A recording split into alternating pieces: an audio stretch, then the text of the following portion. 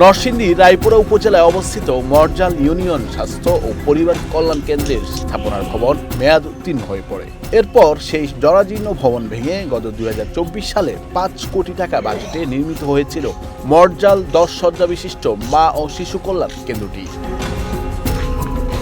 রায়পুরা উপজেলার মানুষের প্রত্যাশা ছিল নাগরিক সেবায় মুখরিত হয়ে উঠবে মা ও শিশু কল্যাণ কেন্দ্রটি, কিন্তু সেই সেবা কেন্দ্র দখল করার অভিযোগ রয়েছে মরজাল ইউনিয়ন স্বাস্থ্য ও পরিবার কল্যাণ কেন্দ্রের কর্মরত কর্মচারীদের বিরুদ্ধে। প্রায় 2 বছরেও চালু হয়নি কেন্দ্রটির সেবার কার্যক্রম। নেই নিয়োগপ্রাপ্ত এমবিবিএস ডাক্তার, যন্ত্রাংশ কিংবা পরীক্ষা নিরীক্ষার কাজ।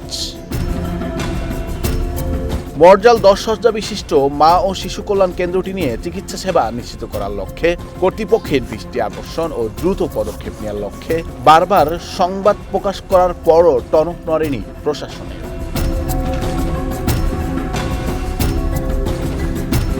মরজাল মা ও শিশু কল্যাণ কেন্দ্রটিতে দ্রুত চিকিৎসা সেবার কার্যক্রম চালু করার জোর দাবি জানান এলাকাবাসী। এই ব্যাপারে রায়পুরা উপজেলার মেডিকেল অফিসার বলেন, জনবলের অভাবে সেবা কেন্দ্রটি চালু করা সম্ভব হচ্ছে না।